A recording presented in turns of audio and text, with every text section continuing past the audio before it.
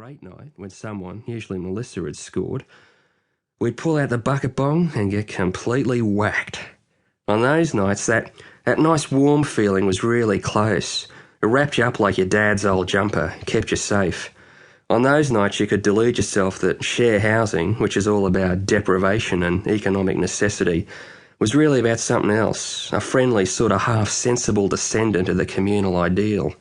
But it never lasts, it never holds together. Somebody always moves on or loses their mind or dies with a falafel in their hand, and you're on the road again. Jeffrey.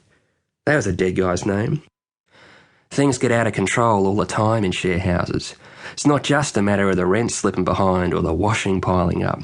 People flip over the line, way over. I know about this. I've been there myself a couple of times.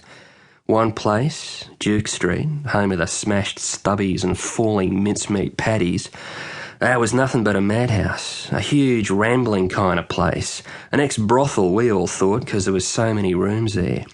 A lot of them looked like they'd been jerry-rigged at some stage, bedrooms where bedrooms shouldn't ought to be and so on.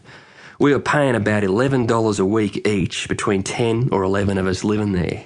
We were never completely sure of the number because of the continual drop-ins and disappearances and the strange case of Satomi tiger. I know you're thinking, what the hell is a Satomi tiger? Well, we're sitting on the lino floor of the living room one night. Actually, we had 2 living rooms in this weird house, but we turned the other one into a basketball court. And we're watching TV, as usual.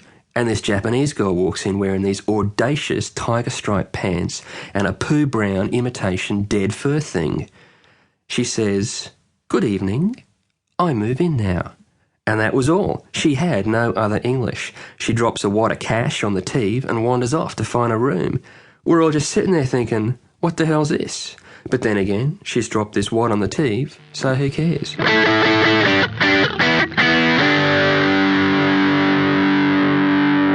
I was hanging around Martin's house over Christmas, and there were heaps of guys hanging there too. And they were getting into not wearing shirts. Then they started writing words on their chests, slug, loser, but that wasn't cool enough, so they started cutting it into themselves with razor blades. Then they were sticking pieces of broken mirror onto their bodies with glue. We found out later Satomi Tiger had met our invisible flatmate Tim on his last trip to Asia, the one which ended up with him being investigated for espionage and committed to an insane asylum in Hong Kong. You can see Tim in the miniseries Bangkok Hilton.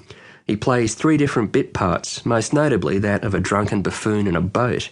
A frighteningly accurate performance. Tim escaped from the asylum with the help of a friend, also called Tim, but he was always a little, elsewhere after that. He'd met Satomi Tiger in Japan and invited her to visit him in Queensland. She took him up on the offer. The only thing was, we never really knew where Tim was at any given moment.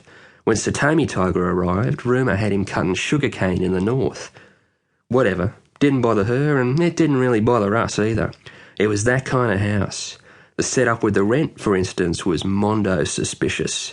We'd send a cash cheque every 2 or 3 weeks to this post office in the western suburbs, deep in serial killer territory. We'd never get any receipts, but we never got any hassles either. There was a phone number to call in emergencies, which we used when the bathroom looked like it was going to fall off the end of the house one time. But there was only a spooky message at the other end. "There's no one here." Click. Brrr. At that stage, I'd quit my job in Canberra and was kicking around Brisbane, wasting my life again. Duke Street seemed the perfect place for it.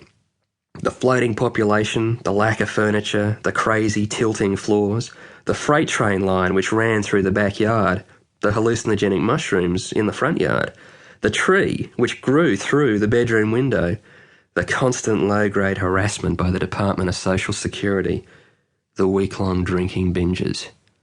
The horror. The horror. Early in my stay there, I took a 4-week job as a typist with the Department of Primary Industry. They had these reports that were 7 years overdue. I'm not joking, they stressed this point to me. 7 years, probably dog years too. So I'm bashing away on a word processor, getting into the zen of typing because it's so dull if I actually stop to think what I'm doing. My head will implode and I'll be this sultana-headed guy walking around town. Anyway, after a while, I look around the typing pool and I get this huge capital F fear. the fear. To keep listening to this audiobook, I've left you a link in the description so you can do it at no cost thanks to Audible's 30-day free trial.